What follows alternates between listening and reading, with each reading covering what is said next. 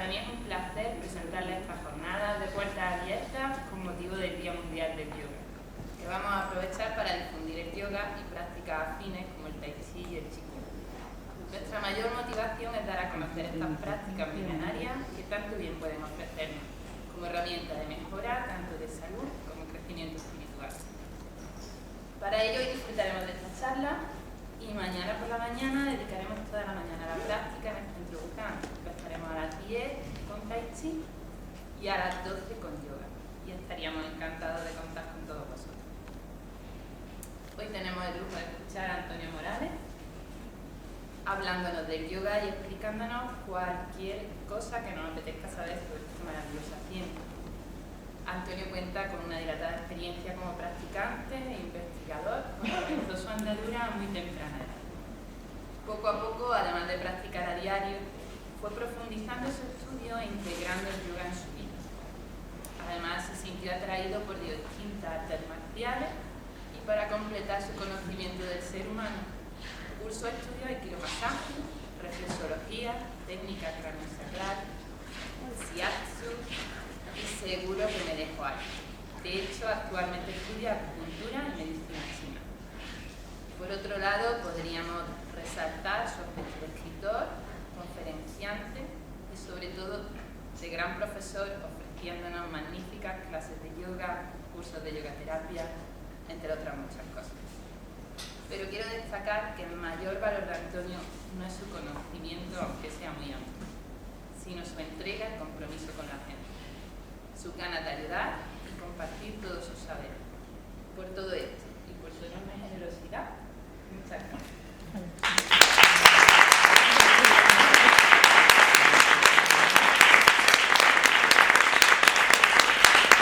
La presentación nos podemos ir a todos. En principio, el tema de la charla No puedes coger el micrófono, no puedes coger el micrófono. ¿No se oye bien? Sí, si no se oye bien, le doy aquí el botoncito. Lo que no sé si retumbará más a lo mejor. A ver, ¿se me oye mejor? Sí. No te tienes que esforzar tanto. Pues, en principio, la charla, como hemos dicho, se iba a titular, o sea, titulado Yoga de Oriente a Occidente. Lo que vamos a tratar es un poquito de explicar la visión del yoga que tenemos aquí en Occidente y la tradición de la que procede. De todas maneras, este es un poco el origen de la charla, pero sobre todo, y lo he titulado charla, porque me gustaría mucho que pudiera intervenir toda la persona que lo desee y en cualquier momento, si tenéis que interrumpirme o consultar algo, que podamos explicar algún concepto que no quede claro, no tenéis nada más que levantar la mano, preguntáis. Desde mi punto de vista intentaré responder lo más claramente posible. Dicho esto, simplemente comenzar un poquito con la historia, aunque todos estamos ya hartos de que nos metan los rollos de dónde viene el yoga, cómo se genera, para qué nos sirve. Pero sí es cierto que si vamos a hablar de lo que nos ha llegado a nosotros, tenemos que tener un poquito una visión histórica de cómo se formó, cómo ha transcurrido y al final qué es lo que nosotros entendemos por yoga. Desde ese punto de vista, en principio tenemos que hablar sobre la propia palabra yoga. Yoga viene de un término sánscrito que es yug y significa unión. Unión de los tres cuerpos: el físico, el mental y el espiritual. Por tanto, es un tipo de filosofía que proviene de Oriente, donde nos enseña a ser una sola unidad. A partir de aquí vamos a tratar de ver dónde comienza, aunque nos encontramos con un leve problema. Realmente no se sabe dónde se originó el yoga. El yoga se conoce como originario de la India, pero realmente en todas las partes del mundo encontramos dibujos, encontramos grabados, encontramos incluso figuras donde existen posturas de yoga, y en muchos de los textos clásicos, también incluso de América, en Egipto, en los jeroglíficos, se habla de los conceptos del yoga. pierde un poquito en la noche de los tiempos. Así que para ubicarnos vamos a empezar a coger desde que tenemos conocimiento escrito de lo que es el yoga. Y esto se remonta aproximadamente a unos 6.000 años. Hace 6.000 años ya teníamos una serie de textos, en este caso de origen religioso, puesto que se había mezclado con el hinduismo, y dentro de esos textos, sobre todo en la zona del Valle del Indo, empezamos a tener alusiones y referencias a determinadas prácticas que servían para unificar estos tres aspectos del hombre. Posteriormente, ya bastante más cercano a nosotros, aproximadamente 2500 años antes de Cristo, bueno, lo de más cercano es una aproximación, porque realmente nosotros ni siquiera entendemos esos conceptos. Nosotros entendemos normalmente a partir de la era cristiana. Por tanto, tenemos que hacer una idea clara de que 2500 años antes del nacimiento de Cristo ya existían los Vedas. Los Vedas escritos, porque antes eran de transmisión oral. Y básicamente ahí nos encontramos con los Rig Vedas y los Atharva Vedas. En ambos, unos son un poquito más antiguos y otros más recientes, en relación a esos 2500 años, donde realmente en ambos se nombran aspectos del yoga en relación a las verdades. Los Vedas realmente un poco son las enseñanzas que se refieren a lo que era la esencia de la verdad, y dentro de esa enseñanza está una parte muy amplia de la filosofía del yoga. Posteriormente nos encontramos ya que aproximadamente 1500 años antes de Cristo existen unos textos, unos libros que son hoy en día quizás de los más famosos, donde se habla de yoga, que son los Upanishads. En estos libros ya se establece claramente la palabra yoga, yug, y se va explicando muchas de las técnicas, muchas de las prácticas que se iban utilizando en varios niveles para poder conseguir esa unión. A partir de ahí ya tenemos que dar un salto un poco, vamos a llamar, grande en el tiempo, y nos remontamos a unos 500 años antes de Cristo. En ese momento, que además coincide con el nacimiento aproximadamente del budismo, pero hay un libro muy importante que en ese momento empieza a escribirse, aunque es muy anterior, que es el Mahabharata, y dentro del Mahabharata hay una parte en concreto que es el Bhagavad Gita, donde expresamente todo ese libro, el Bhagavad Gita, dentro del Mahabharata, habla exclusivamente de yoga.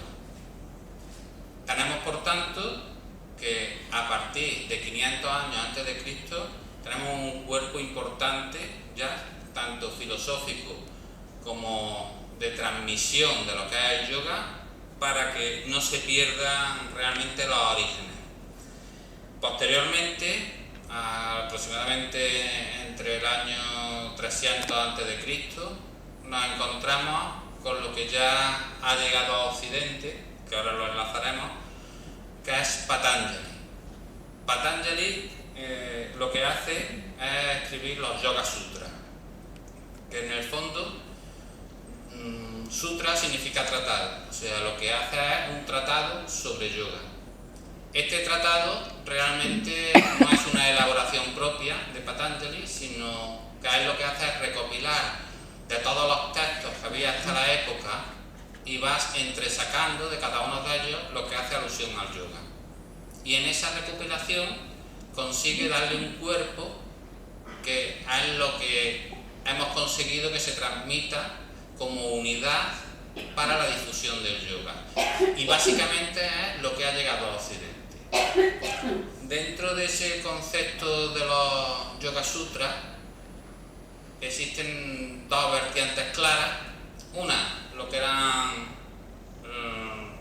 denominó Ashtanga Yoga, las 8 vías del yoga, en una zona de descripción de lo que se debe de hacer en yoga y cómo se debe de hacer, y luego, por otro lado, describe los 4 caminos del yoga. Los 4 caminos del yoga yoga son el Raja Yoga, el Karma Yoga, el Bhakti Yoga y el Jnana Yoga. Claro, esto dicho así, me he quedado todo... Son 4 ramas o 4 pilares fundamentales en los que el yoga de la época ya se había dividido. En principio hablábamos, cuando nombrábamos los textos antiguos, tanto los Vedas como los Upanishads, en que se hablaba de unión, y a lo largo de los años, como es tan amplio el conocimiento y las técnicas, se empieza a dividir. Y estamos hablando que 300 años antes de Cristo ya había 4 vías diferentes de práctica del yoga. El Jnana Yoga es el yoga del conocimiento. Es una vía donde las personas que dedicaban su vida a ello hacían una parte de autoestudio, de autoconocimiento, a través del cual, conociendo el concepto del microcosmos de ellos mismos, hacían una extensión hacia el macrocosmos. Pero además también tenían una parte importante de conocimiento externo del estudio de los Vedas y del estudio de tanto de libros sagrados de la época, porque muchos de ellos estaban vinculados ya tanto al budismo como al hinduismo, como de cualquier otro texto que llegaba a sus manos y podía darles claridad a los conceptos del yoga. Por otro lado, teníamos el Bhakti Yoga, una de las ramas importantes que todavía existen hoy en la India y que también es de esas ramas importantes que no han llegado a nosotros, aunque han perdido en el fondo casi toda la esencia. Y ese Bhakti Yoga era el yoga devocional. Era un yoga que básicamente se basaba en rituales y que estaba muy vinculado con las religiones, sobre todo con el hinduismo. Ese es casi en un 50% el yoga que en principio llegó a Occidente, puesto que los primeros ingleses, que fueron los que empezaron a traerlo, lo aprendían de los maestros que había en la India, los gurús, que todos ellos estaban muy vinculados con el hinduismo. Hoy en día esto ya ha cambiado y podemos decir que esa parte devocional y ritual se va dejando más de lado para dar paso a algunas de las otras vías. La tercera vía era el Karma Yoga, un tipo de yoga que hoy en día prácticamente en Occidente no se conoce y en Oriente también está básicamente desaparecido. Es un tipo de yoga que se basaba en el concepto de la ley de causa y efecto, donde cada acción tenía una consecuencia, lo que daba lugar en los conceptos ya de reencarnación a la rueda del samsara, donde estábamos todos encadenados por nuestras acciones. Entonces ese yoga buscaba la liberación de esa rueda de encarnaciones a través de una serie de prácticas que rompieran en su momento cada una de las acciones que podíamos hacer. Y eso se conseguía haciéndolo de manera desinteresada. Posteriormente llegó otro de los caminos, y digo posteriormente porque es lo que hoy consideramos como el yoga más importante, el Raja Yoga, el yoga real, que realmente era un compendio de todos los caminos de yoga anteriores, los otros 3 caminos. El yoga real le daba una importancia por encima de todo a la parte mental y establecía que realmente la manera de conseguir llegar a esa unificación de cuerpo, mente y espíritu, por narices tenía que pasar por la mente. Por tanto, lo primero y necesario era conseguir dominar a la mente inferior, hacerla entrar en contacto con la mente superior y a partir de ahí realmente poder unificar el cuerpo y el espíritu. Estos 4 caminos que se encontró Patanjali y que en un momento dado ya había descrito, le sirvieron, como hemos dicho, para establecer lo que él denominó Ashtanga Yoga. El Ashtanga Yoga, que es el yoga de los 8 miembros, Ashtanga literalmente significa 8 miembros, 8 partes, lo que hizo es reunificar por grupos cada una de las prácticas y enseñanzas que tenía el yoga y establecer niveles de importancia. Entonces él estableció realmente un primer grupo que era lo que él llamó el yama. El yama es lo que no se debe hacer. Si yo voy a ir por el camino del yoga, hay una serie de cosas que no puedo hacer. Entonces eso sería lo primero, saber qué no puedo hacer. Dentro de ese concepto de yama hizo una subdivisión en 5 apartados que eran ahimsa, la no violencia, asteya, el no robar, satya, el no mentir, brahmacharya, que el concepto hoy en día está bastante desvirtuado, pero realmente era no faltar al respeto, y aparigraha, que es no acumular en exceso. Entonces, si os fijáis, realmente son negaciones sobre lo que, si yo quiero ir por esa vía del yoga, en cualquiera de sus 4 caminos que él había dicho que ya existía, era el primer paso. El segundo paso, que él lo llamó niyama, serían las obligaciones. Por un lado tengo lo que no debería de hacer y por el otro lado me encuentro con lo que sí que debería de hacer. Entonces ahí tenemos sausha, que son sobre todo limpiezas y depuraciones, tanto físicas como emocionales como mentales. Debemos de entender también que gran parte de los rituales que todavía vemos hoy en día en la India, sobre lavarse en el Ganges y todas estas cosas que me llaman tanto la atención, tienen su punto de partida en que el yoga establecía que si yo quiero llegar a tener una conexión más elevada en ese concepto del espíritu, no puedo abandonar el cuerpo. Y lo primero que tengo que mantener sano es el cuerpo, y para ello hacía falta mantenerlo limpio, y más en aquella época, y lo más depurado posible. Después teníamos santosha, que es el contentamiento. Una obligación del yoga es sentirme bien. Por tanto, fundamental más que lo que no debo de hacer, si os estáis dando cuenta, lo que sí debería de hacer. Nos encontramos con otra de las necesidades para acometer el yoga, que se llama tapas, y es la austeridad. Antes habíamos dicho que aparigraha era no acumular en exceso, y tapas viene un poco a confirmarlo. Es decir, no solo no voy a acumular 20 mesas si solo me hace falta una, sino que si la mesa puede ser de madera, porque va a ser de oro. Hay que buscar la utilidad de las cosas y no el tener algo simplemente por enriquecerse. Svadhyaya, el autoestudio, es la otra necesidad. Necesitamos siempre en yoga autoobservarnos, ver cómo progresamos, aprender de nosotros mismos, sentir cómo vamos progresando en este camino. Por tanto, es una de las cosas fundamentales. Y finalmente tenemos un concepto un poco difícil de entender para nosotros, que es Isvara Pranidhana, que significa, más o menos, la traducción un poco compleja, pero sería el abandono a Dios. Con este concepto queremos decir que nuestro destino realmente suele estar ya escrito, y si nosotros nos dejamos fluir, todo suele ir bien. Si vamos contracorriente, la vida no hace nada más que ponernos pruebas y parece que todo va en contra de nosotros.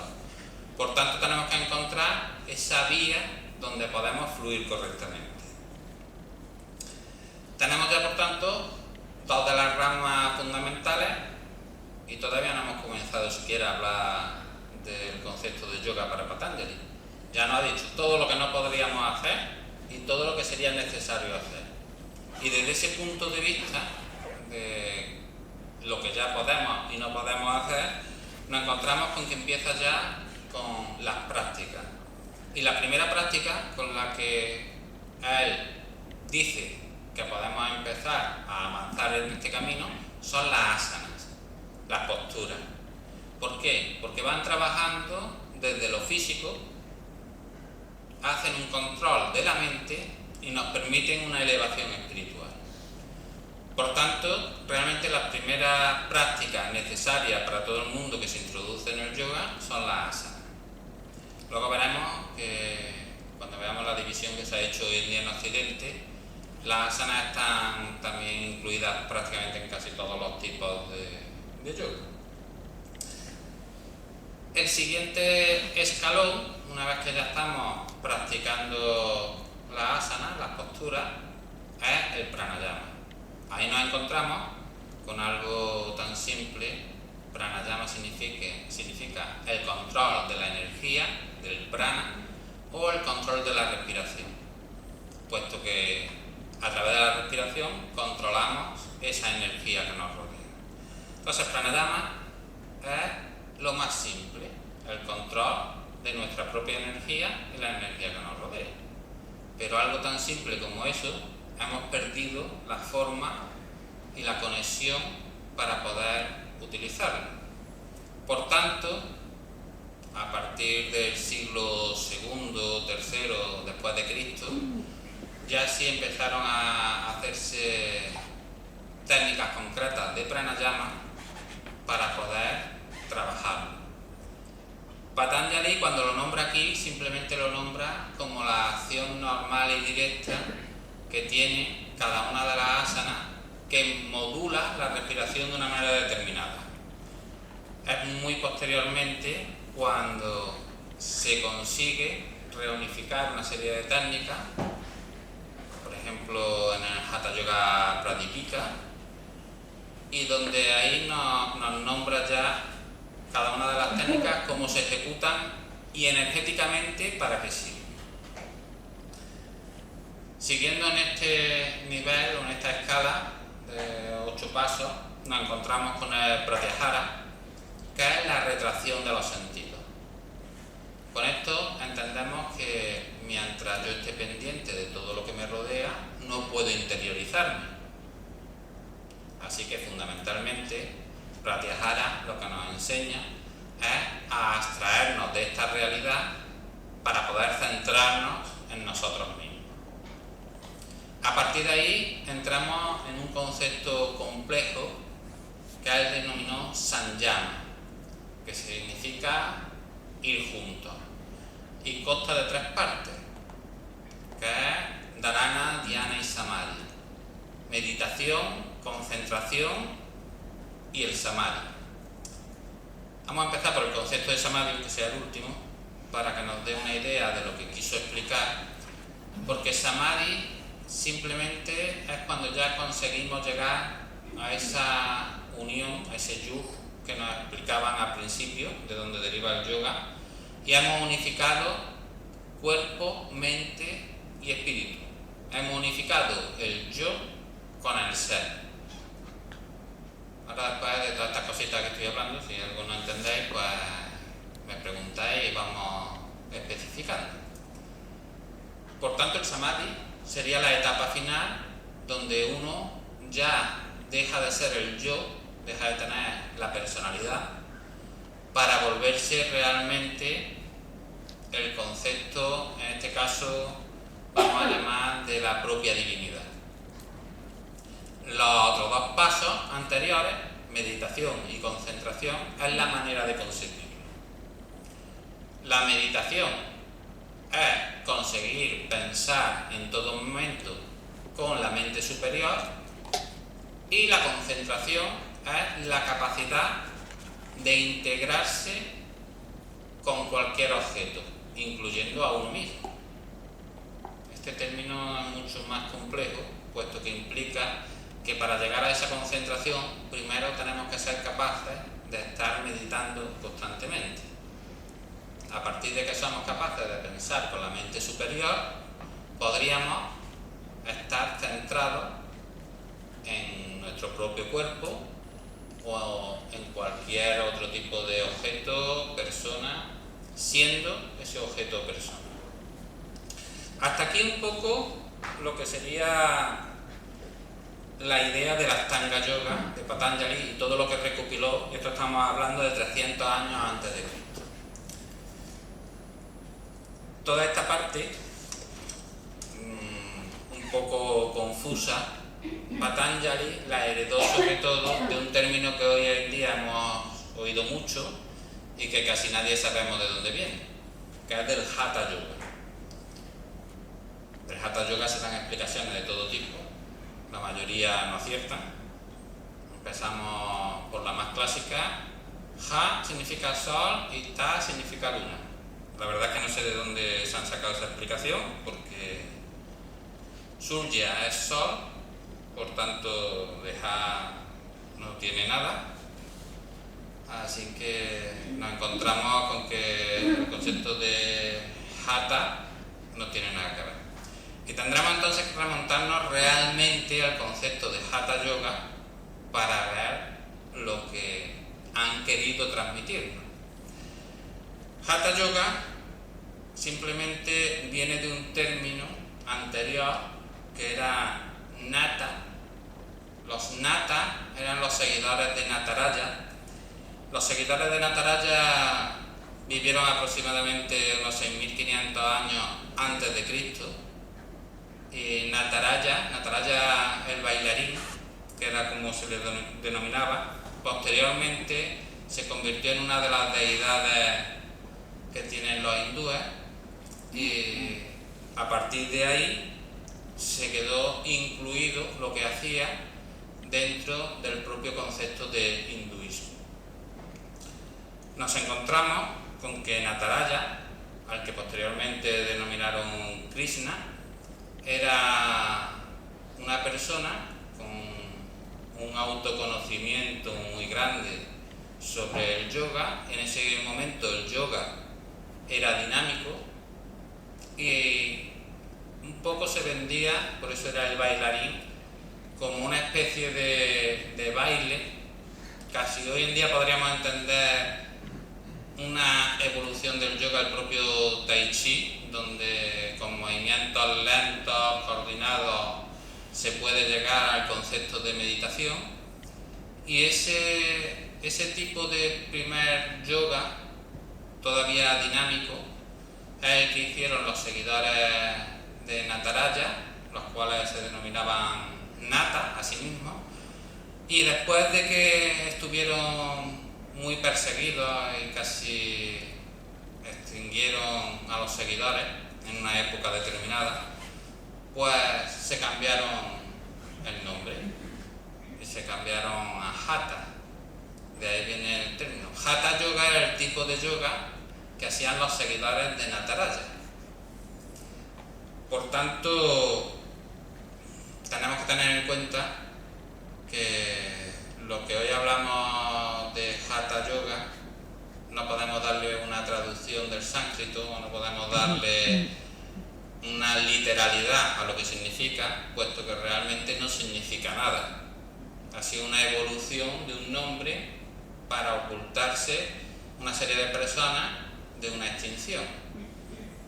A partir de ahí tenemos que tener en cuenta de que el Hatha Yoga sí es heredero directo de muchos de los procesos yógicos, sobre todo de la asana, aunque en principio eran dinámicas, del pranayama y de la meditación. Hasta aquí, digamos que tenemos ya todo el concepto histórico, que suelta aquí un rollo de la historia.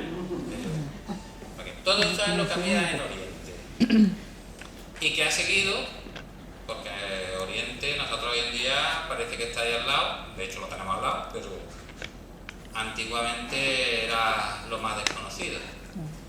Y precisamente todo esto no llega a Occidente hasta el año aproximadamente 1800. En torno a 1800 es cuando conseguimos que todos estos conocimientos poco a poco se vayan haciendo visibles a través de, sobre todo, militares, funcionarios y los teósofos, se hagan visibles en Occidente. Ellos estaban en la India como colonia inglesa, les llamaba mucho la atención todo aquello y a partir de ahí lo que hacían era traérselo cuando venían de vuelta a Inglaterra. De todas maneras, todavía eso eran grupos muy reducidos de personas que se traían algunas enseñanzas y algunas prácticas y que difundían mínimamente entre las personas más cercanas a ellos. Posteriormente, el gran salto, vamos a decir, cualitativo, se da aproximadamente en el año 1900, a principios del siglo XX, todo lo que era el comienzo del siglo XX, sobre todo en Estados Unidos, porque llegan una serie de maestros que empiezan a difundir realmente todo lo que es los contenidos y cómo conocemos hoy en día el yoga. Y sobre todo Vivekananda y Yogananda. Son los dos grandes difusores, en este sentido, del yoga. Y digo difusores y no difundidores, porque ellos lo único que hacían era hablar del yoga. Dieron una difusión lo suficientemente grande en Estados Unidos como para que se vaya expandiendo al resto del mundo. Y ya a partir de mediados del siglo XX es cuando nos encontramos realmente con la llegada del pensamiento oriental a lo que es sobre todo Europa. Se instaura ya en Estados Unidos y a partir de ahí ya podemos decir que realmente el yoga comienza a ser conocido como un método distinto, aunque lo traemos todavía mezclado con las religiones. En principio se traen muchas prácticas de yoga mezcladas con el hinduismo o mezcladas con el budismo. Pero por lo menos a partir de ese momento, a partir de mediados del siglo XX, podemos decir que ya el yoga empieza a tener una expansión y una difusión a nivel un poco más global, y con esto quiero decir no que se extienda mucho, sino que puede llegar un poco a todas las capas y a todos los sectores de la sociedad. En algunos países, como España, la verdad es que ha tardado bastante más en llegar, pero en otros países de Europa y sobre todo en Estados Unidos, la difusión ha sido bastante grande. Una vez que hemos llegado a los conceptos que tenemos en Occidente, nos encontramos con uno de los grandes problemas, y es que aquí el yoga nos ha llegado por líneas de maestros. Por tanto, existen prácticamente tantos tipos de yoga como los maestros que han traído cada una de sus prácticas. Con esto no quiere decir que unas sean mejores que otras, sino simplemente cada maestro llega a un nivel de práctica concreto, tiene una serie de experiencias y encuentra que sus prácticas son las que mejor se adaptan a él y son las que luego difunde entre sus discípulos. El problema de tantas líneas y tantas formas de trabajo es que al final lo que se supone que en principio era el yoga, que era una unificación en principio personal, pues resulta que se ha transformado muchas veces en un concepto de separatividad. Nos encontramos que muchas veces se pelea un discípulo con otro, porque los maestros realmente nunca se pelean unos con otros, entienden que cada vía es la vía personal de cada uno. Pero sí hay discípulos que, creyéndose maestros, se pelean, eso de pelear entre comillas, unos con otros, y llegamos a la idea de que mi yoga es mejor que el tuyo. Mi yoga trata realmente la unidad. Tú lo único que haces son estiramientos.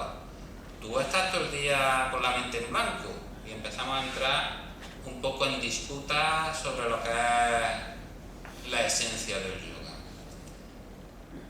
Y un poquito en ese camino nos encontramos hoy en día en Occidente. Una cantidad muy grande de líneas de yoga, no solo ya, como decíamos, los tipos, que os acordáis que antes nombramos que Patanjali los dividió en 4, hoy en día existen muchísimos más tipos, sino ya en mucha cantidad de líneas de yoga que la finalidad incluso en muchas de ellas se ha perdido. Y lo que es peor, incluso en muchas de ellas se ha perdido la parte del linaje, ya ni siquiera se sabe lo que el maestro, en principio, que trajo esa línea quería decir, y como consecuencia perdemos la esencia de ese yoga y terminamos encontrando yoga que básicamente al final son simplemente meros estiramientos, lo cual no quiere decir que esté mal. Todo lo que sea beneficioso para nosotros funciona muy bien, pero no podemos hablar de los conceptos de yoga. A partir de este momento, que ya hemos reubicado todo donde está, un poquito sí me gustaría primero saber si más o menos hemos comprendido las cositas que hemos dicho, por si hay que repasar algún concepto, y luego ver un poco las inquietudes que tenéis o hacia dónde queréis que derivemos la charla, para ver un poquito qué nos interesa más, profundizar en lo que es el yoga porque tenéis desconocimiento y queréis saber algo más, o ver alguna rama concreta de yoga dentro de las posibilidades que hay, o alguna serie de técnicas concretas. Un poquito me gustaría que esto fuera un poco más dinámico y realmente nos sirviera a todos para aprender, porque yo puedo tirarme aquí otras 2 horas más soltando un rollo sobre yoga de lo que me dé la gana y a lo mejor no está interesando a ninguno. Así que si alguno tiene alguna idea en concreto de algo que no haya entendido, de algo que quiera entender mejor, incluso alguna discrepancia sobre cualquiera de las cosas que he estado diciendo, pues podríamos entrar a ello, porque si no voy a seguir aquí soltando un rollo el resto de la tarde. A mí me gustaría preguntarte, aparte de que nos has hecho una exposición sobre todos los tipos de yoga, pensamiento, tendencia, lo que sea, realmente lo que es para ti. ¿Cómo, si no hay nadie así, cómo abordas tú la práctica? ¿Cómo crees tú que para ti es el camino o el iniciarse al yoga o el ir haciendo yoga para ti? Bueno, la verdad es que el concepto de yoga para mí es el concepto más clásico. Unificar cuerpo, mente y espíritu. ¿Cómo lo abordo en mis prácticas?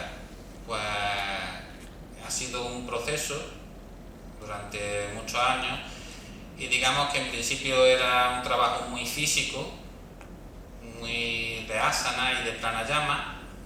Luego fue evolucionando más a un proceso mental cuando descubrí la meditación. Ahora hablaremos un poquito, si queréis, de la meditación. A mí me costó 4 años ponerme diariamente 1 hora hasta el primer día que medité, y me costó otro año más conseguir meditar, digamos, asiduamente.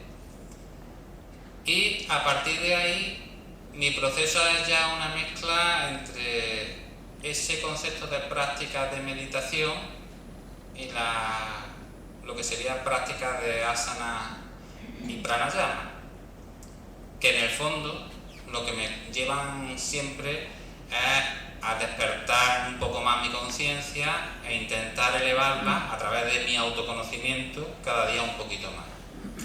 Para ello he utilizado una herramienta básica y fundamental que ha sido la de enseñar. Cuanto más enseño, más descubro cosas en mí. Porque, a diferencia de lo que podemos pensar, para mí mis alumnos son profesores y me enseñan en cada momento cosas que yo no hago bien y cosas que debería de hacer mejor.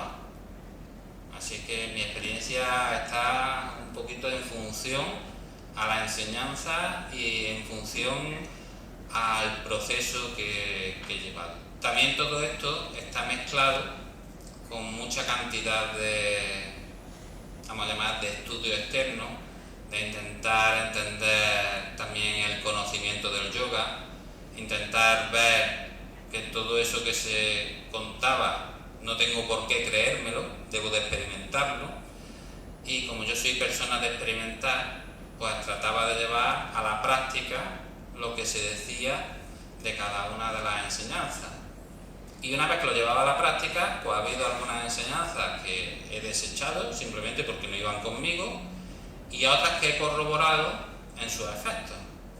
De hecho, de toda esa parte, luego hubo una etapa en mí en la que ya también me introduje en el concepto de la salud, de lo que podríamos llamar yogaterapia, para poder utilizar toda esa parte que, digamos, aunque no forma una unidad real con el yoga, sí es algo que se puede utilizar, puesto que antiguamente los maestros decían que la persona que realmente alcanzaba el yoga era una persona totalmente sana. Eso me hizo pensar, bueno, si el que alcanza el yoga es una persona totalmente sana, tenemos muy pocas personas que puedan llegar. Y a partir de la investigación descubre que la persona que comienza no tiene que estar sana, sino el propio proceso del yoga lleva a que esa persona sane lo suficiente para estar con un perfecto estado de salud y finalmente alcanzar el objetivo del yoga. Entonces todavía también, digamos, mi proceso personal acaba de comenzar, podríamos decir, y todavía está en esa fase.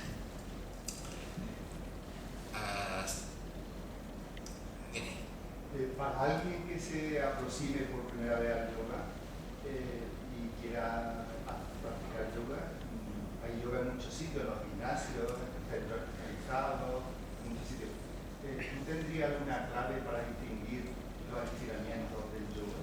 Cuando alguien que se incorpora a esta disciplina, ¿cómo puede saber si realmente lo que está haciendo es algo más? Yo, por lo que has contado hasta ahora, no sé, me lleva la deducción a pensar que el yoga sería cuando esa postura, esa asana se combina con meditación y con trabajar la energía o algo así. Me ha parecido entender, pero me gustaría que me lo aclarase. Sí, pues realmente es muy simple saber cuando estamos haciendo yoga o estamos haciendo estiramientos. La diferencia está en la atención mental. Si yo estoy haciendo yoga, en la asana tengo que tener puntos de atención mental. Si además el yoga es un poquito más avanzado, esos puntos de atención mental están en relación al concepto energético, a los chakras o a su repercusión física, que son las glándulas. Por tanto, un yoga que vamos a decir tenga el concepto yógico, lo miremos en el plano que lo miremos, por ejemplo en Hatha Yoga, la asana, tendría que tener posturas con puntos de atención mental. Y si además son de naturaleza energética, mejor todavía. Si simplemente yo me coloco en una postura y estoy estirándome, no estoy haciendo yoga, lo cual no quiere decir que no sea beneficioso, pero no hago yoga. Otra de las cosas fundamentales o de las facetas fundamentales para distinguir si hago yoga es que el yoga se hace siempre en relajación. Si a mí se me pide que me coloque en una postura y que para conseguir la postura tenga que estar tenso, no es yoga. Una cosa es la poca tensión que debe de existir al principio, porque siempre que nos colocamos en una postura nueva, aunque intentemos relajar, el cuerpo se resiste porque hay músculos que ni siquiera hemos usado en alguna de esas posturas. Pero una vez que yo tengo un poquito dominada la postura, la relajación tiene que ser total. Y cuando digo total, el conseguir el dominio de un asana consiste en que los músculos estén absolutamente relajados y solo se mantengan con un mínimo de tensión los necesarios para mantener la estructura de la postura. Esto quiere decir que el resto de músculos, tanto agónicos como antagónicos, están totalmente relajados. Si yo me voy a cualquier lugar a practicar yoga y me coloco en una postura y me dicen que lo que tengo que hacer es forzarme más para llegar y estoy en tensión, pues la técnica podrá ser muy buena, pero no estoy haciendo yoga. Ese sería, digamos, el segundo parámetro para descubrir si en el lugar que estoy hago realmente yoga o no. Todo esto luego lo tenemos que ver desde otro punto de vista. Al yoga se llega. Muchas veces nos hace falta pasos intermedios, estar en este tipo, vamos a llamarlo, de yoga por llamarlo de alguna manera, que aunque no lo son, sí nos facilitan el camino y nos permiten ir readaptándonos a una quietud, a un desconectar, a un parar de lo diario, pero que si queremos entrar realmente en lo que sería el concepto del yoga, tenemos que buscar lugares donde se nos enseñe realmente desde la esencia. La esencia es que la postura nos tiene que servir realmente para dominar la mente. Luego tiene otra serie de connotaciones o beneficios a nivel físico, pero sobre todo las asanas están diseñadas para controlar las emociones y la mente.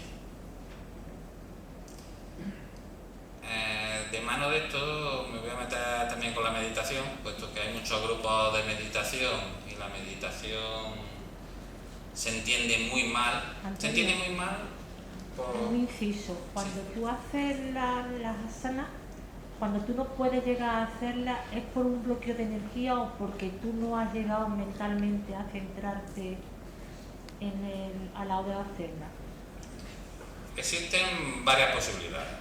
Yo me voy a colocar en una asana y puede ser que físicamente esté limitado.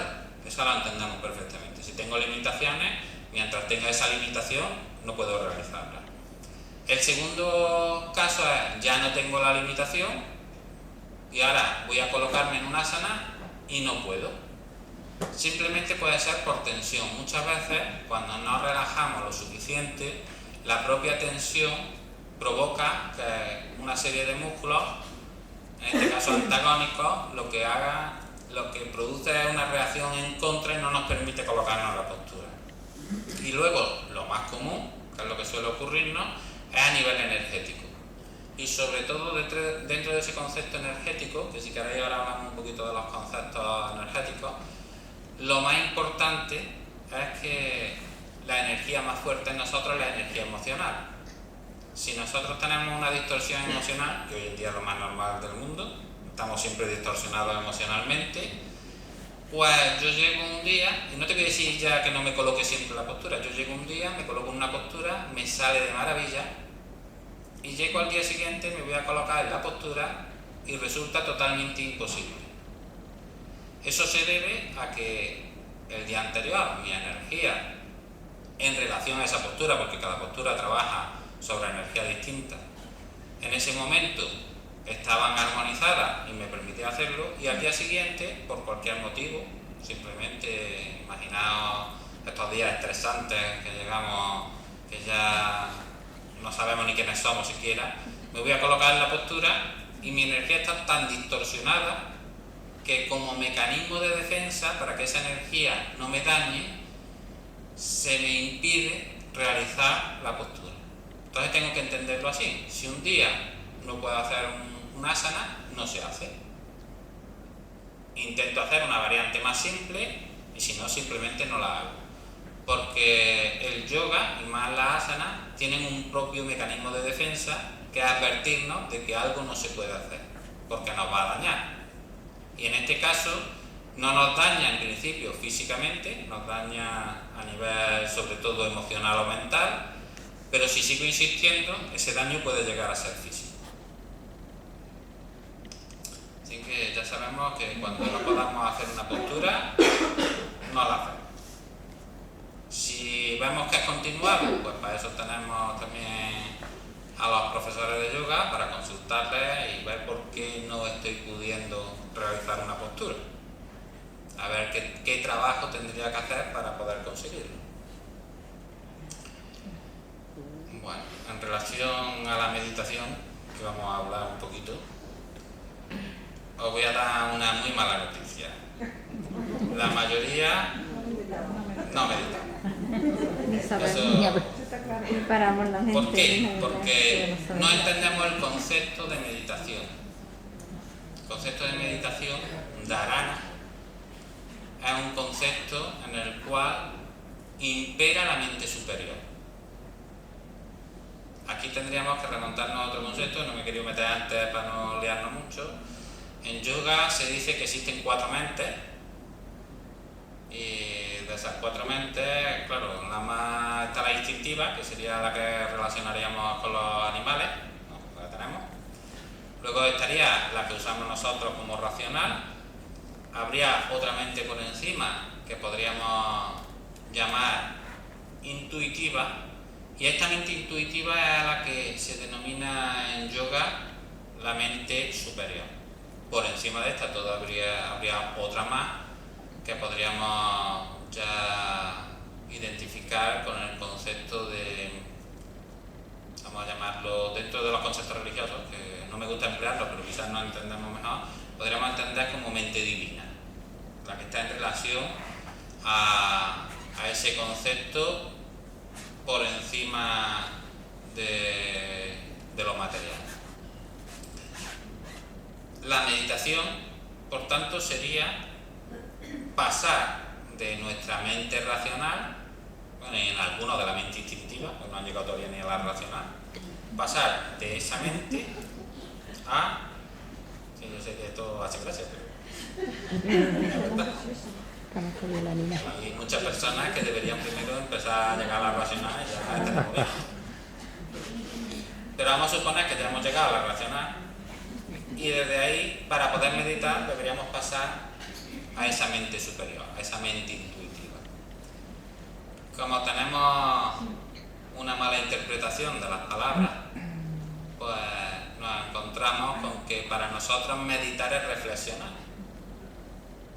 Es el concepto que siempre hemos tenido. Y ahora creemos que la meditación es una reflexión. Y cuando mezclamos ese concepto de reflexión con los conceptos, sobre todo los conceptos budistas que llevó Bodhidharma a China y a Japón, en los cuales él para meditar se ponía enfrente de una pared blanca y llegaba a la meditación. Y entonces los que no lo entendieron detrás de él consideraban que como él se ponía frente a una pared en blanco había que dejar la mente en blanco. Dejar la mente en blanco es no pensar. Y no pensar es un proceso para dejar la mente racional, pero si no llego a volver a pensar con la mente superior, no he hecho nada.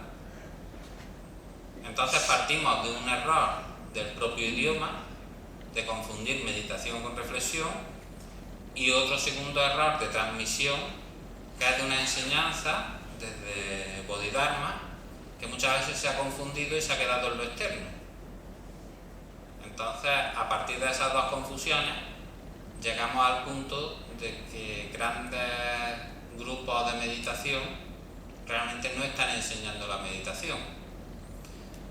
No quiere decir esto que no hagan procesos buenos, si lo hacen. De hecho, lo que enseñan son los procesos previos para conseguir dominar la mente y llegar a meditar. Lo que pasa es que muchas veces nos quedamos en ese proceso y no llegamos a la finalidad que sería esa meditación. Bueno, ya que tenemos la pizarra, la voy a utilizar. ¿Me oís bien simplemente, Sí. no? Sí. Y vamos a ver una cosa sobre la propia palabra, que seguramente... O sea, si no, no me va a caer. Gracias. Bueno, tenemos una palabra, ¿no? Meditación.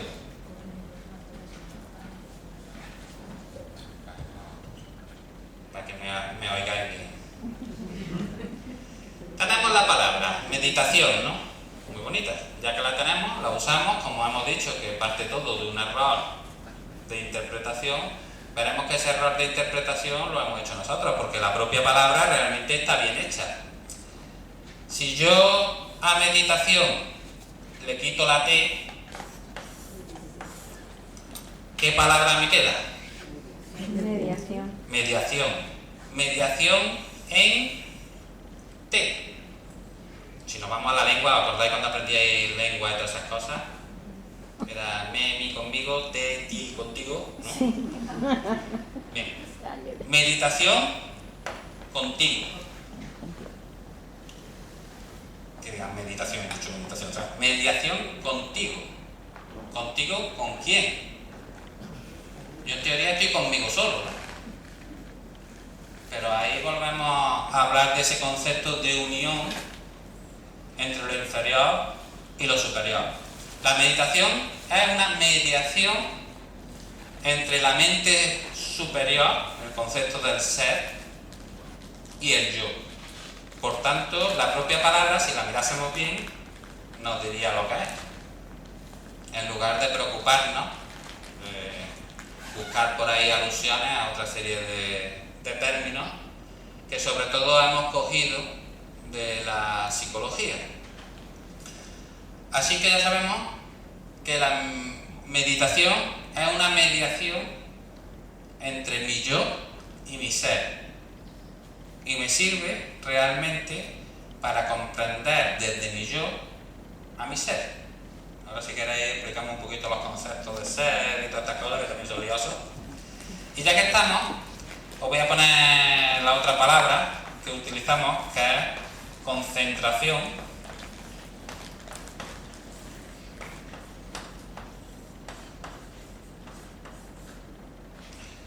Y aquí podemos otra vez volver a observar que las palabras sí nos indican realmente lo que son las cosas. Y tendríamos que la concentración nos dice que es concentración. Centrarse en uno mismo. Por tanto, si os acordáis antes cuando hablé de Patanjali, yo hablaba del Pratyahara, que era la retracción de los sentidos, el dejar de hacerle caso a todo lo que me rodea, para poder centrarme en mí mismo, eso sería la concentración. A partir de aquí, con las propias palabras, ya tenemos un poquito explicados los conceptos. O no, o lo hemos liado más. Ahora veremos. Eso para que os sirva un poquito para ir pensando también que las palabras hay que interpretarlas correctamente. Nuestro lenguaje, a pesar de ser un lenguaje pobre, tiene la ventaja de poder dividirse muchas veces y poder ver lo que realmente nos están queriendo decir las palabras. El problema es que se nos olvida. Entonces, a partir de ahí, tenemos que tener en cuenta que si queremos alcanzar la meditación, no puedo quedarme en las herramientas, no puedo quedarme en una armonización, en una visualización, en relajar mi mente hasta dejarla en blanco, porque todo eso no me permite esa mediación con mi ser, para que mi ser me transmita todo ese conocimiento. Y digo la palabra conocimiento que es la que conocemos, debería emplear la palabra sabiduría. El ser sabe, está conectado, por decirlo de alguna manera, a la fuente universal donde tiene toda la sabiduría, y nosotros conocemos. Nosotros, a partir del aprendizaje, vamos conociendo cosas, vamos reinterpretando, vamos consiguiendo llegar a determinadas enseñanzas, pero si somos capaces de conectar con el ser, pues estamos conectando con la sabiduría. Y la sabiduría tiene el concepto de la veracidad. Una vez que estamos en la sabiduría, no hay errores. Y no he dicho la verdad, porque la verdad no existe. La verdad siempre es un conjunto de verdades y mentiras. Por tanto, la conexión con el ser es fundamental, y en este caso sería la meditación. Y a partir de ahí podríamos empezar a tener sabiduría. De hecho, comenzar a tener sabiduría. Tampoco vamos a pensar que por meditar ya vamos a ser los más sabios del mundo, pero un poquito por lo menos sí. Y esto no implica no tener conocimiento. El conocimiento también nos sirve, y en una sociedad como la nuestra el conocimiento es muy importante. Es importante, aunque luego en el fondo no sirve para nada. Todos vemos que lo que hoy en día es una verdad absoluta, es un conocimiento irrefutable, pasan 50 años y nos cuentan que esto es mentira y que eso no es así. Pero durante ese proceso, a esos 50 años, ese conocimiento es necesario para que nuestra sociedad pueda ir evolucionando y a nivel individual y personal podamos seguir evolucionando. Bueno, he hecho un poquito este inciso sobre lo que era la meditación. Si tenéis alguna duda de algo más así o algo que queráis, si no nos metemos un poquito en los conceptos estos raros que estamos hablando, que no sé si lo entendéis o no. ¿Tenéis alguna duda cuando hablo de los conceptos de energía, de ser, de todas estas cosas? De chakra no hemos hablado, pero vamos, tardaremos un poco en meternos. ¿Alguna duda primero de esto? ¿Hacia dónde reorientar el concepto del yoga? Un poquito los que, no sé si habrá alguien que no haya practicado nunca yoga y quiera saber dentro de todo lo que hemos estado hablando, si hay alguna duda o queremos especificar algo para tenerlo más claro. Nada, tenemos todo claro. Bueno, Hombre, si lo tenemos todo claro, podéis venir para acá.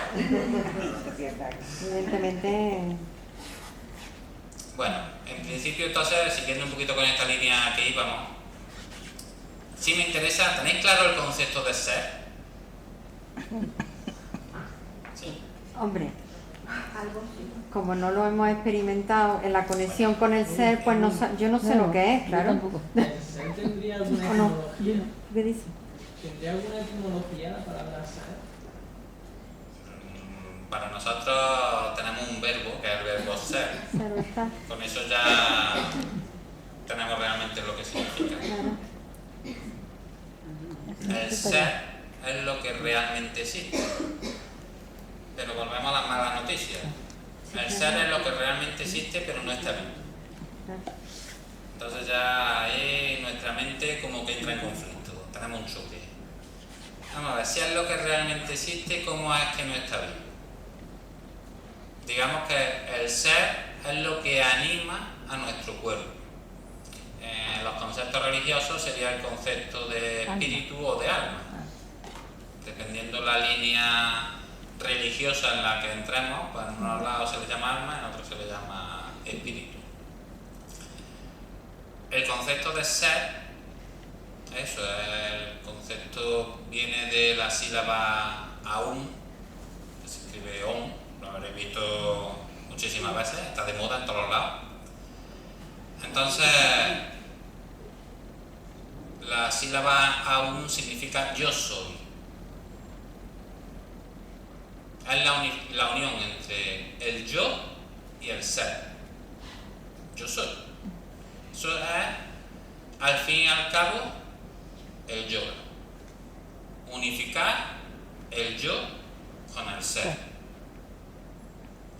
Por tanto, cuando pronunciéis la sílaba, tened presente que lo que estamos en el fondo buscando es una meditación. Conseguir esa unión o esa conexión entre el yo y el ser. Cuando la consiguiéramos plenamente, volveríamos a otro de los términos de Patanjali, que era el samadhi. Una vez que ya hemos reunificado de verdad el yo y el ser, estaríamos en el samadhi. El yo ya sabe quién es el ser y tiene toda la sabiduría del ser. Pero mientras existen pequeños destellos, hay pequeñas conexiones donde podemos ir descubriendo lo que sería otro de los grandes conceptos del yoga dentro de la filosofía, que es el mundo de la ilusión, que es Maya, que es el mundo donde viven estos cuerpos que tenemos aquí y todo lo que nos rodea, la materia en general, que nos creemos que es una realidad, y el yoga nos indica que no lo es. Es una ilusión generada en la mente del ser, y para que lo entendamos de alguna manera, recordad cuando soñáis. Mientras estamos soñando, todos creemos que lo que estamos soñando es totalmente real. Solo nos damos cuenta cuando nos despertamos. Pues resulta que, para entenderlo de alguna manera, nosotros somos una creación mental del ser. Por eso se dice que el ser anima el yo. Y cuando el ser desaparece del yo, el cuerpo muere. La diferencia que decíamos antes es que el ser no está vivo, por tanto no puede morir. En teoría es una energía eterna e imperecedera. que al ser eterno e imperecedero no puede realmente experimentar. Y lo que hace es buscar un nivel, vamos a llamar, material, que permita que esa experimentación sea posible. Aquí hemos ya llegado a niveles un poco más complejos de explicar qué busca el yoga. El yoga busca conocer esa verdadera realidad para darse cuenta de que Maya, el mundo de la ilusión, es algo que solo sirve para aprender, al ser y no al yo. A partir de ahí podemos entender que gran cantidad de cosas que nos ocurren, que nosotros muchas veces entendemos como negativas, en el fondo no son ni negativas ni positivas, simplemente es la manera que el ser tiene de experimentar. Si comprendemos esto, hemos conseguido algo muy importante, es la capacidad de modificar nuestros destinos. Igual que al principio de la charla os dije que un poco todo estaba predestinado, no se podía cambiar, a través del yoga sí se pueden cambiar nuestros destinos, sí tenemos esa capacidad, entendiendo lo que realmente es verdadero y lo que es ilusión. Y a partir de ahí podemos modificar esa ilusión, para que volvamos a entenderlo como si dentro de un sueño estoy soñando y me doy cuenta dentro de ese sueño que estoy soñando.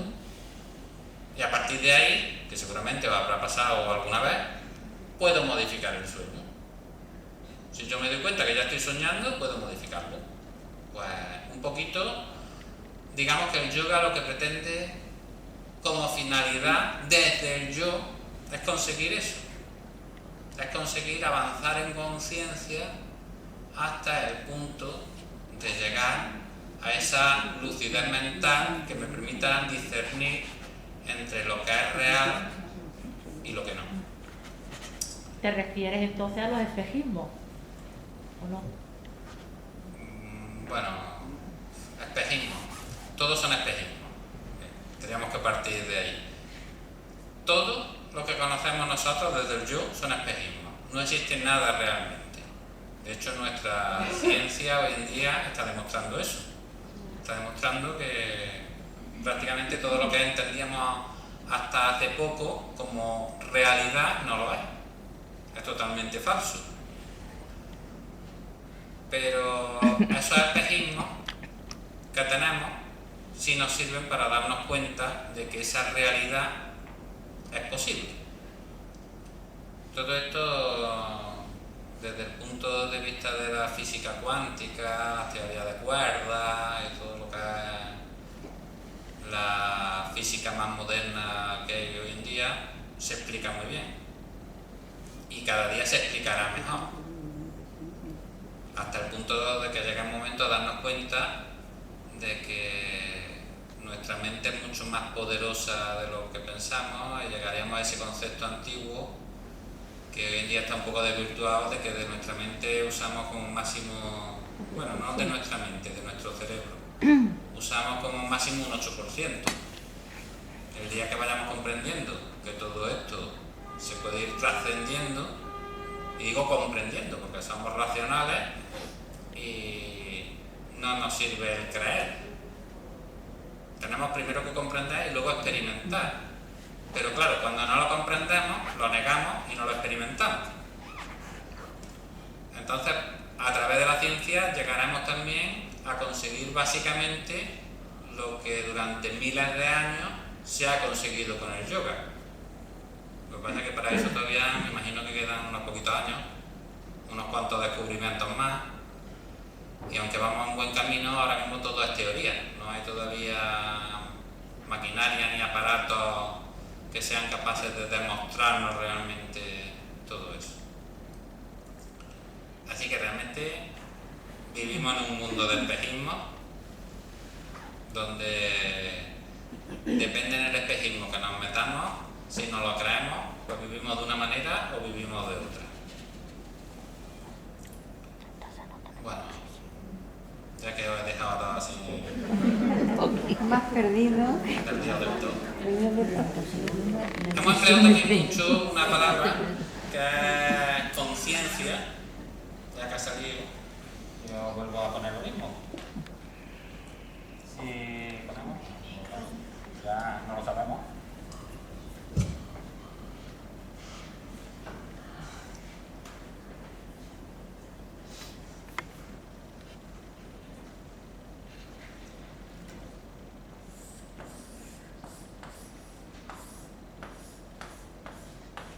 Estar consciente.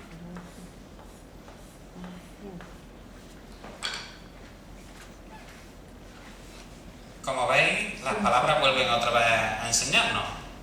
Entonces, hablamos mucho de conciencia, elevación de conciencia, pero a través de lo que hasta ahora existía para nosotros, que era la creencia, porque veníamos de una época donde lo único que servía era el creer, hemos entrado en una época donde estamos experimentando a través de la ciencia, y cuando hablamos de conciencia tenemos que tener claro que la ciencia es algo fundamental para entendernos a nosotros mismos.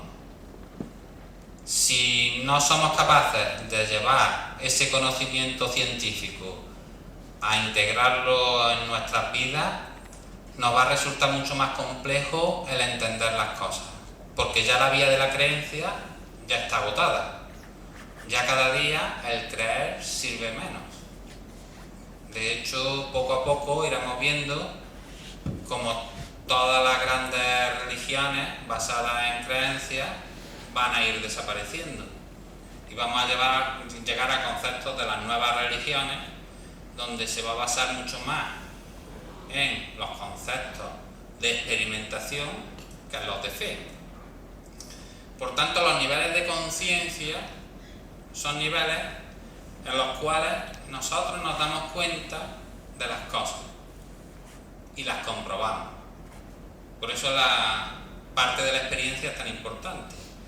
Mientras yo no experimente algo, no me sirve, porque mientras me lo estoy creyendo.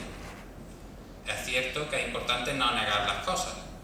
Si yo niego algo, no lo voy a poder experimentar nunca. Pero si yo me baso solo en la fe, y por ejemplo, como hablábamos antes del Bhakti Yoga, el yoga devocional, si yo me baso en que únicamente porque un maestro me ha transmitido una enseñanza y yo no la he experimentado, pero me la creo y tiene que ser así, eso hoy en día ya no sirve. Eso servía antes, pero ya no nos sirve. Eso no despierta la conciencia. Para despertar la conciencia hace falta que yo entienda las cosas y pueda experimentarlas. Así que a partir de ahora hemos entrado en una dinámica nueva, que es la de la experimentación, la del conocimiento. Y todo esto intentando llegar a la sabiduría, porque no podemos olvidarnos de que el conocimiento es relativo y está en función a, digamos, periodo de tiempo determinado en los que está vigente. Y cuando pasa ese periodo de tiempo, lo que antes era un conocimiento total y absoluto pasa a ser algo falso. Pero tenemos que aprovechar esos procesos en los que sigue siendo una verdad para poder permitir a nuestra mente ir avanzando. Entonces ahí tenéis el término conciencia. Todo tiene que ser así, con experimentación. Ángel, dime. Es que antes creo que has dicho que el ser no está vivo. ¿Has dicho eso? Entonces, y si nosotros somos una ilusión del ser que no está vivo, ¿estamos vivos? Bueno, buena pregunta. Para eso tendríamos que definir la vida, pero para no meternos mucho al lío, vamos a decir que encontramos una solución en saber si algo está vivo o no está vivo en función a que tiene una duración temporal. Por tanto, si algo muere, estaba vivo. Si algo es eterno, con ese concepto que se nos escapa a nuestras mentes, pero que utilizamos mucho, si algo es eterno, por ejemplo hablamos de la energía, ¿no? Las leyes de la termodinámica termodinámica, cuando dice la energía ni se crea ni se destruye, solo se transforma. Por tanto, la energía no puede estar viva. ¿Entendemos esa idea, no? Pues ese mismo concepto lo aplicamos al ser. Si el ser no puede morir, es eterno, no está vivo. Es lo más simple del mundo. Aquí hay que usar un poco la parte más lógica que tenemos. Luego no Nosotros duramos unos cuantos años. Pues entonces, si duramos unos cuantos años, estamos vivos. No tiene mucho más que complicarnos la vida. Nos complicaríamos la vida si quisiéramos buscar el concepto de vida, que es mucho más complejo. Pero si queremos aplicar sobre algo que es eterno, es muy fácil. Todo lo que es eterno no está vivo. Lo cual no quiere decir que no exista. Nosotros tenemos un gran problema y mezclamos la existencia con la vida. Claro, porque nuestro conocimiento es limitado. ¿El conocimiento es limitado? El nuestro sí, ahora de momento, claro. Sí, todo el conocimiento es limitado. Por lo que hemos dicho antes, porque el conocimiento es verdadero durante un periodo de tiempo y luego se vuelve falso, por tanto es limitado, todo. La sabiduría es lo ilimitado, pero la sabiduría no corresponde, vamos a hablar de nuestro caso, a lo humano, sino corresponde al ser. Por tanto, a partir de ahí podemos entender las cosas también como las iba explicando el yoga. El yoga te dice que lo verdaderamente importante y lo que existe es el ser, y el yo es la marioneta del ser para experimentar. Ahí nos encontramos ya con un dilema muy grande, porque ahora llega nuestro yo, nuestro gran ego, y dice, pero hombre, ¿qué dices? ¿Cómo voy a ser yo una marioneta? Yo soy lo importante, yo tomo todas mis decisiones, yo soy el que lleva mi vida por donde me interesa. Pero tenemos que tener en cuenta que si no hay conciencia, nuestra vida no va por donde nosotros queremos, sino por donde ha marcado nuestro ser que quiere tener esas experiencias. Así que es importante adquirir conciencia para poder dominar nuestra propia vida. Entonces, a eso que estaba diciendo, que el ser experimenta para conocerse a sí mismo y que esto es una ilusión, es ilusorio, ¿no? Que no es real. Entonces, ¿qué es lo real? ¿Dónde está lo real? ¿Dónde sale ahí? ¿Cuál es la verdadera realidad? ¿Cuál es la verdadera realidad? La verdadera realidad es la propia mente del todo. Aquí no habíamos hablado todavía del todo, ya aquí nos vamos a liar. Y para eso nos vamos a remontar un poquito al Sankhya. El Sankhya es el concepto filosófico del yoga, ya aprovechamos, para ver, porque hemos hablado mucho del yoga y nos hemos dicho que se basa en una filosofía que se pierde también en la noche de los tiempos. El Sankhya es un tipo de filosofía que explica cómo está organizado el mundo, todo el mundo, el visible y el no visible. Y el yoga coge esa filosofía y a esa filosofía del yoga le agrega un término que podemos denominar teísta. Entonces el yoga dice, existe en principio una división, una energía primigenia que es contenedora, que tiene todo dentro, y de esa energía primigenia surge Prakriti, la materia primigenia, como creación de esa mente del todo. A partir de ahí, esa mente primigenia es capaz de crear en esa materia primigenia todo lo necesario para la experimentación. Pero luego el Sankhya aumenta y dice, claro, si nos quedamos solo en dos cosas primigenias ahí que no tienen posibilidad de ninguna, poco pueden crear. Entonces nos habla de que la mente del todo se subdivide infinitamente. Y en esa subdivisión de esa energía primigenia permite que haya pequeñas experimentaciones en cada una de esas subdivisiones en la materia primigenia. Por tanto, cada una de esas mentes, que son los seres, digo mentes para que no nos liemos mucho con los conceptos, cada una de esas mentes genera dentro de esa prakriti, de esa materia primigenia, un mundo. Cuanto más evoluciona esa mente, más perfectos son esos mundos y mejores son las recreaciones que buscan. Todo esto para decir que todos esos mundos que se generan en Prakriti realmente son falsos, e ilusión, porque Prakriti es solo eso, la materia, lo que es capaz de densificarse suficientemente para crear, pero no tiene esencia. Y la verdadera realidad es la que está fuera de la materia.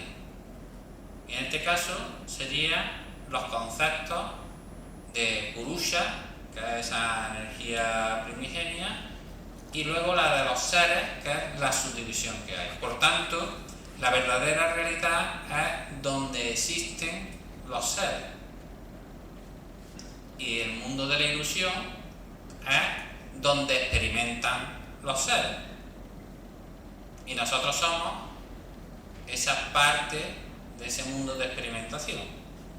Por tanto, nosotros no somos reales, pero nos creemos reales. Y ahí es donde viene el problema de confusión. Solo a través de la conexión con el ser nos damos cuenta de que esta realidad es ilusoria y es modificable. La gran ventaja es modificable cuando nos damos cuenta. Las desventajas al principio, que dice, entonces ¿qué pinto yo aquí? Porque el yo se cree muy importante. Solo cuando ya conecta un poquito más con el ser y se da cuenta de lo que es cuando se permite aprender, se permite adquirir sabiduría y puede distinguir a través de esa conexión con el ser la verdadera realidad y darse cuenta de que esto, que es un mundo de ilusión, puede utilizarlo, puesto que el yo pertenece al mundo de ilusión. Una cosa muy importante a tener en cuenta es que cuando el yo muere, deja de existir por completo. Aquí vamos a tener una serie de discrepancias con la gran mayoría de religiones. A todo esto decir que el yoga, aunque hablemos en términos religiosos para que lo entendamos, no tiene nada que ver con la religión, ni siquiera con las que se ha fusionado, con el budismo o el hinduismo, no tiene nada que ver. Pero sí es verdad que muchas veces, como estamos educados en una cultura religiosa, tenemos que usar sus propios términos para entendernos. Entonces tenemos que entender que el yo, cuando muere, desaparece por completo. El yo no es nada importante para el ser, pero sí tenemos que tener en cuenta que las experiencias adquiridas por el ser desde el yo en el mundo de ilusión, Maya, sí son importantes y sí se quedan. Y ahí es donde viene luego ese concepto de reencarnación, y dentro de ese concepto de reencarnación, cuando se recuerdan vidas anteriores. Y un yo recuerda a otros yoes anteriores. Y ese recuerdo es simplemente por experiencia. No es realmente un recuerdo, sino es las experiencias que ha acumulado el ser y que se mantienen en esa mente del ser. Por tanto, podemos definir que el verdadero mundo de la realidad es el plano donde se acumulan las experiencias. Eso dicho en dos palabras fáciles así, porque es complejo. Ahora te queremos hablar un poquito más. Quería... El yo actual no reconoce a otro yo, porque si el yo desaparece cuando se muere, el yo actual cuando recuerda vidas anteriores, ¿es el mismo yo? ¿No es el mismo yo? Bien. Es muy simple de explicar. El yo muere, se acabó. Por tanto, aunque un yo pueda recordar yoes anteriores, esos yoes no existen, han muerto. Muerto todo. No existen para nada. El yo es limitado y muere. Muere el cuerpo, muere el yo y mueren el resto de cuerpos, que no hemos hablado de la cantidad de cuerpos energéticos que tenemos, ni de todos esos conceptos que también se explican en el yoga. Pero una vez que muere, ya no existen más. Lo que tenemos son recuerdos de experiencias que se mantienen en el ser de yos anteriores, pero no existen. Igual que cuando nuestro yo actual muera, pues solo quedarán las experiencias que haya tenido, pero nosotros no somos nada. Eso es lo que más le molesta a nuestro yo, que le digamos que tú no eres nada. Eso es un problema muy grave. Por eso niega que esto sea un mundo de ilusión, porque aceptar que esto es un mundo de ilusión cuando todavía no hay conexión con el ser, una vez que se conecta con el ser, esto no tiene más problemas. Pero cuando todavía no hemos conectado con el ser, negar la posibilidad de que esta sea la verdadera realidad y que yo el día que me muera voy a morir del todo, es una negación. Lleva a los conceptos del nihilismo, por ejemplo. Entonces, las grandes religiones lo que han hecho un poco es modificar este concepto y decir, no, el yo no muere. El yo pasa al otro mundo, vamos a definirlo así, vamos a definir un poquito las religiones, y allí sigue viviendo. Y es una manera un poco de contentar al ego. Pero tenemos que explicar las cosas como realmente son. Aunque todos los, vamos a llamar, sobre todo fanáticos religiosos, no pueden aceptar esto, porque en el fondo son egocéntricos. Si mi ego no es nada, ¿qué soy yo? Por eso se basan solo en la fe. En el momento que empezamos a avanzar un poco, la religión, que es fe, no puede seguir. Como consecuencia, la verdadera realidad nos importa poco una vez que hemos avanzado, sea esta o es otra. Lo que me importa cuando conozco es que yo no soy lo importante, y si yo no soy lo importante, lo que tengo que tratar es de saber qué es lo importante, puesto que si yo tengo una duración limitada y no voy a llegar a nada más, tendré que conseguir saber qué posibilidad tiene mi yo de alcanzar algo más. Yo ya os destrozo la esperanza, no podemos alcanzar nada más, en principio, excepto si llegamos a esa unificación con el ser. Porque ¿qué ocurre entonces? El yo se ha unificado con el ser y el yo adquiere toda la sabiduría del ser. Y en ese momento, cuando se destruye el yo, en el momento de la muerte, no hay problema, porque no solo se quedan las experiencias, sino que la mente inferior se ha integrado con la mente superior. Y ahí sí se mantienen capacidades de actuación del yo. Eso sería un poco el concepto que luego nos han vendido las religiones, de que el yo sigue vivo. No es que el yo siga vivo, sino que ha sido capaz de integrarse con el ser, claro, un yo concreto. Aquí tendríamos que hablar de que existen muchos. El ser es uno, son varios, que entonces el ser, Dios. Claro. Dios. No, vamos a volver a los términos religiosos, que nos cuesta menos. Suponiendo un Dios primero, hemos dicho una energía primigenia, le vamos a llamar Dios para enterarnos.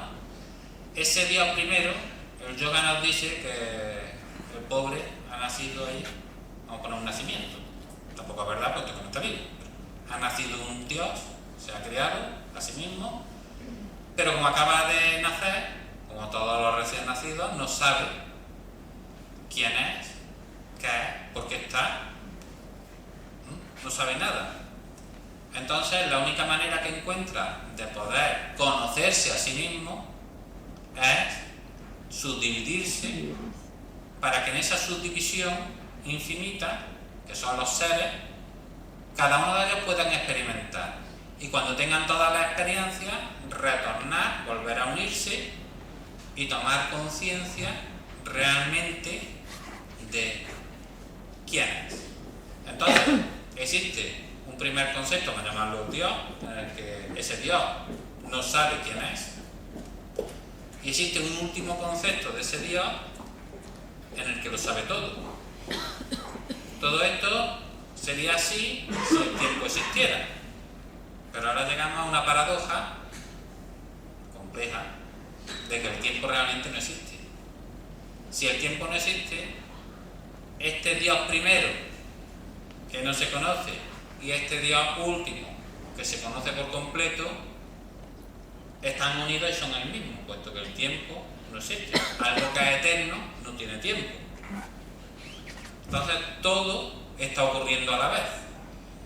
A la vez está ocurriendo el surgir ese Dios, vamos a llamarlo así, sin conocimiento, y a la vez está ocurriendo ese Dios que ya tiene todo el conocimiento. ¿Qué ocurre entonces?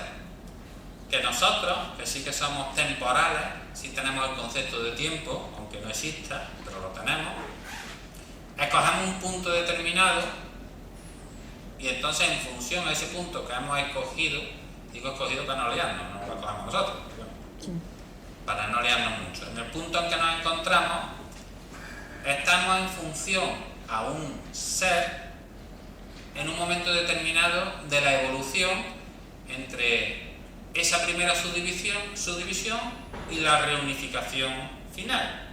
Entonces, en ese proceso, uno de esos seres, de esas infinitas subdivisiones, está en un momento concreto en el que nosotros hemos tomado conciencia de ese momento y de ese lugar y de esa experimentación.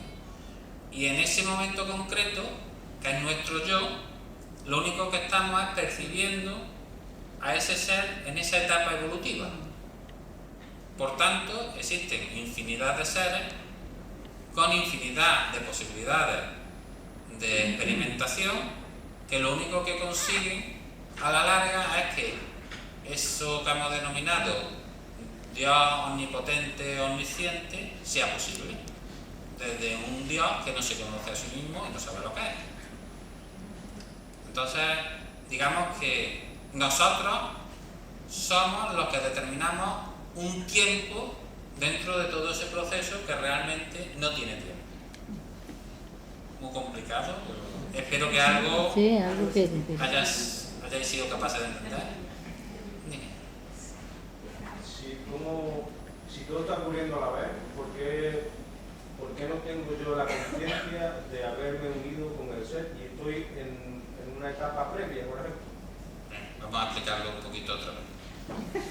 Me ha costado otro para entenderlo. Yo no soy nada. Bien. Yo no soy nada. Como yo no soy nada, no tengo conciencia de mi unión con el ser, porque yo solo soy una parte de la experimentación. Ni mucho menos tengo conciencia de todo el global.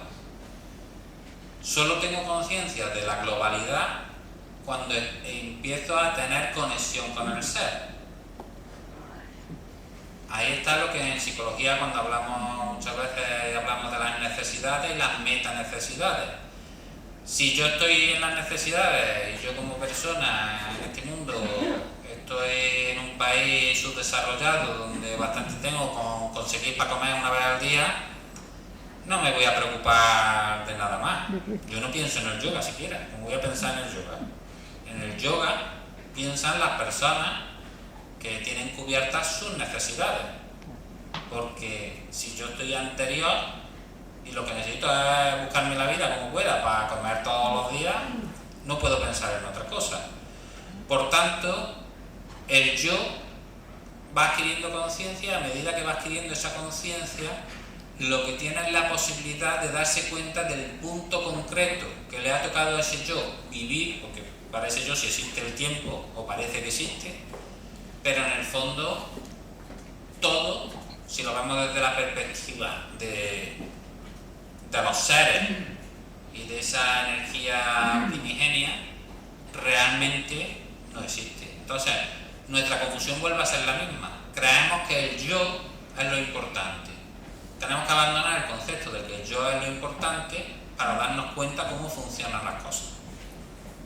Entonces hay que mirarlo desde el punto de vista de que el yo no es nada y por tanto, si no es nada, no puedo entrar en decir ¿cómo es que no me doy cuenta de las cosas? No me doy cuenta de las cosas porque primero porque mi mente es inferior y no va a ser capaz de comprenderlo, solo lo va a comprender si llego a la superior, y segundo porque realmente no estoy existiendo en toda la gama de tiempo.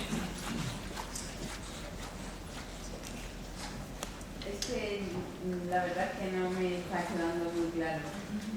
Una cosa es que si yo no valgo para nada y no existo, ninguno de los que estamos acá valemos para nada y no existimos, ¿qué sentido tiene? O, por ejemplo, la familia, la amistad, las relaciones, si es que ese es una ilusión y no existe. No sé si... Sí. Porque no me queda muy claro. Claro, es que no lo he querido explicar, porque quería que llegara alguien a preguntarlo. Digo, si todo el mundo se está enterando, alguien me lo preguntará. En fin, vamos a tratar de la clave. Es que no tiene ningún sentido si yo no existo y soy una ilusión y no tengo sentimiento y solo es mi conocimiento al ser y mi unión al ser y esa cosa tan maravillosa de unión. Es que no entiendo qué hacemos acá. Bien, vale. Lo vamos a tratar de explicar. Bueno, no sé si la pregunta, vamos, que capaz que es muy básica. Hombre, yo ya llevaba un rato esperando la pregunta. Bueno, te quería preguntar lo que está diciendo esta señora, por ejemplo, lo del yo, dice que uno se va y aquello como si no hubiera pasado nada, ¿no? Entonces, el yo mío, lo que yo predico, lo que yo digo, lo que yo hago, sirve para los demás yo que son más jóvenes y se va, no sé, ahí, y se va acumulando, se va pasando los años, los tiempos y no sé si me explico. Sí, es lo mismo lo que vamos a explicar. Vamos a explicar toda la globalidad. Volvemos al concepto del yo. Hemos dicho que el yo, el pobre, no sirve para nada, no es nada, porque realmente es una expresión del ser. Pero claro, el ser no es un ser. Son muchos seres que vamos a ponerlo de alguna manera como si fuera una partida en que están jugando todos en un juego en el que ponen a los yo para que también se interrelacionen entre ellos de manera que en esa interrelación el ser pueda tener más experiencia. Vamos a entender esto de manera que si existiera un solo yo y un solo ser y no pudiera tener relación con todo lo demás, y vamos a entender ese concepto, por ejemplo, una enfermedad que realmente es un fallo en esa conexión de experimentación del ser, que es el autismo grave, pues entenderíamos que alguien que se queda aislado de los demás no le permite prácticamente ninguna experiencia al ser. Entonces, el ser lo que hace es, vamos a ponerlo en términos entendibles, ponerse de acuerdo con otros seres, crear una ilusión, darle a esa ilusión capacidad de entendimiento en nosotros, claro, a las plantas, que también son seres, los que animan las plantas, lo tendríamos que entender de otra manera, pero vamos a ponerlo en nuestro nivel, que es más entendible. Esos yoes se empiezan a interrelacionar unos con otros y cuanta mayor interrelación tiene un yo, más cantidad de experiencia va a proporcionar a su ser. ¿Qué ocurre además? Entonces, quien se aísla del mundo y se dedica toda su existencia a la meditación está equivocado desde esa perspectiva. Sí. Esa sería la visión mística, pero realmente el ser quiere experimentación y quiere interrelación. Y quiere dentro de esa interrelación mucha experiencia. Entonces busca tener el máximo posible de experiencia. Si en un momento dado un yo se dedica solo a la meditación, está perdiendo la experiencia. Ese yo, digamos que lo que consigue es una conexión, si de verdad medita, una conexión con el ser, pero entonces el ser le diría, digo si de verdad medita, porque el que hace eso no medita, porque entonces el ser le diría, vamos a ver, ¿para qué estás tú ahí? Si no me aportas Estás nada. para experimentar, porque si yo no hago yo nada. Y dejaría ese camino. ¿Le sirve de algo al ser una persona que estaría encerrada toda su vida sin conexión con nadie? pues le sirven las propias experiencias que tenga esa vivencia de esa persona, pero le sirve mínimamente. Por tanto, ¿qué buscan los seres? Y si os fijáis, nosotros, cuanto más avanzadas son las especies, y desde eso vamos a ir desde las especies vegetales inferiores hasta, vamos a ponernos nosotros, que somos los más elevados en las especies, cada vez vamos buscando siempre asociación para tener una interrelación de unos con otros. Lo importante para el ser es la experiencia. Lo importante para el yo es la vivencia, porque el yo hemos dicho que está vivo, exista o no exista. Importante para el yo, ya que el ser da la oportunidad de existir para tener experiencia, el yo lo que debería de hacer es adquirir el máximo de vivencia. Y en este caso no digo experiencia, digo vivencia. Y vivir. Normalmente no vivimos, pasamos por la vida, que es muy diferente a vivir. Entonces los yoes, estamos aquí, se supone que tenemos una línea de acción, que es la que nos ha puesto el ser, con una serie de relaciones, para que lleguemos a una serie de vivencias y encima nos dedicamos a no tenerlas. Es el caso, por ejemplo, del que diga, pues ahora me voy a poner ahí en mitad del monte a vivir yo solo y a meditar todo el día. Entonces nuestro ser ha hecho que nuestros yo estemos aquí hoy, en vez de estar o echando la siesta o viendo la tele o... Claro, ahí entramos en el concepto de causalidad. Nada ocurre porque sí, todo está vinculado. Entonces, cuando nosotros hacemos algo hacemos, da igual lo que sea, cualquier cosa, cualquier acción, es porque mi ser necesita esas acciones. ¿Qué ocurre? Hay veces que nos negamos también, vamos contracorriente y todo nos va malamente. Sí, pero nos zarandean. Sí, nos vuelven a intentar colocar. Pero es cierto que también tenemos, digamos, un poquito de capacidad de decisión, muy poca. Porque digamos que esto es como si fuera un programa de ordenador. Imagina que nosotros somos un programa de ordenador. Realmente el ordenador, el que lo maneja, la persona que lo maneja, es el que sabe lo que quiere hacer con ese programa y el que lo está haciendo. Pero imaginaos que es uno de estos programas que tienen acciones autoejecutables y nosotros dentro de eso, pues en un momento dado, decidimos hacer una acción determinada. Pero claro, si el que está manejando el ordenador esa acción no le interesa, la quita y vuelve a la que le está interesando. Aquí tenemos que volver a entender que aunque el yo no es importante desde este punto de vista del yoga, sí es importante la vivencia del yo. Para el ser la experiencia y para nosotros la vivencia. Perdón un momentito, es que eso relativiza un poco conceptos como la moral, porque claro, ni el bien ni el mal, nada. El ser lo que quiere son experiencias, ya sea asesinato, ya sea enamoramiento, ya sea, da igual, ¿no? Porque en el fondo la encarnación lo que pretende es suministrar experiencia al ser. Entonces todo es relativo. Y la responsabilidad del yo, de la demás, se incluye y desaparece en el momento que desencarna, un poco muy trascendente. Sí, realmente, vamos a explicarlo crudamente, es así. Al ser no le podemos atribuir moralidad. Al ser no se le puede atribuir el concepto de bien o mal, para él no existe.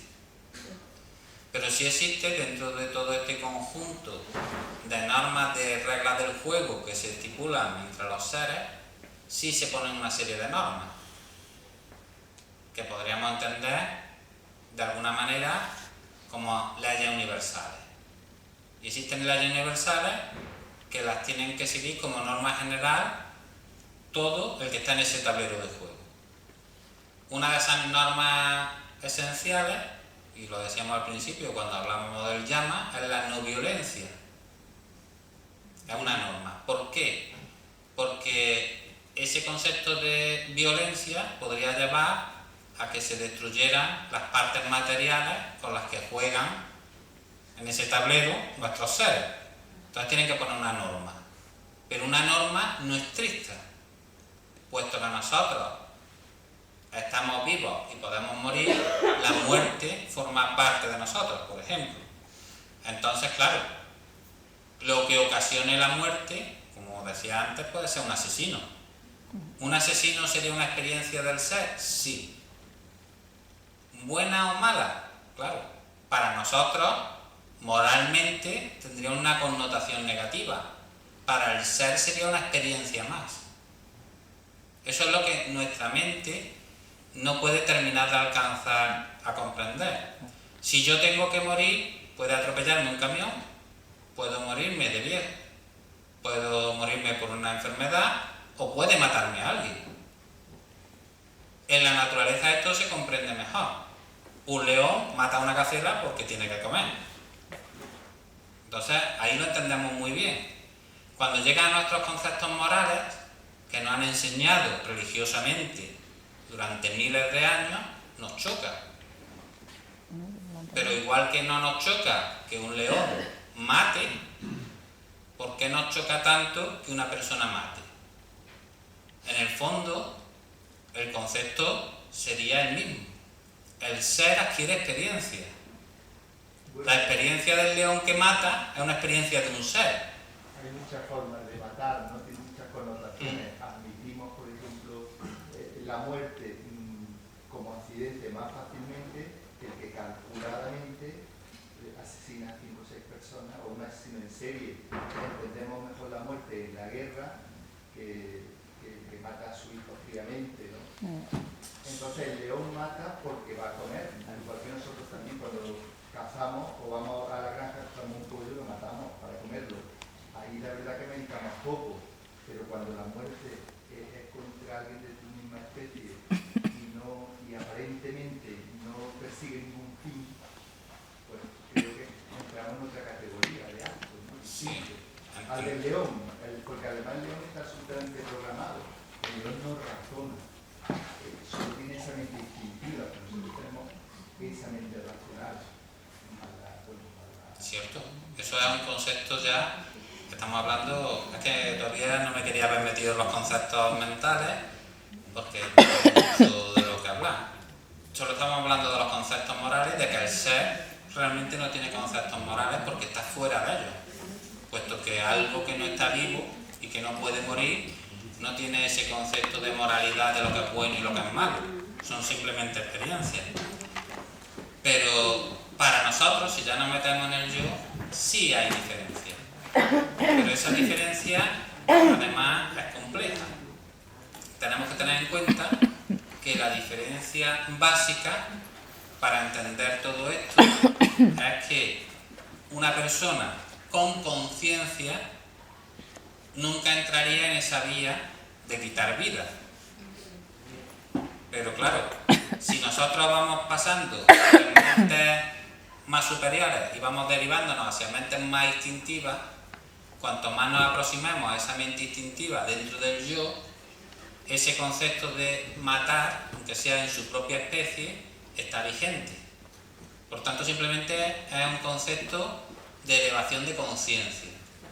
Cuanto más se eleva nuestra conciencia del yo, que además también esa elevación va en función a una mayor conexión con el ser, aunque no entramos en el concepto de moralidad, pero sí mayor conexión, nos damos cuenta de que el quitar vida es algo que va en contra de esas normas o de esas reglas del juego. Por tanto, cuanto más conciencia vamos adquiriendo, más nos alejamos de ello.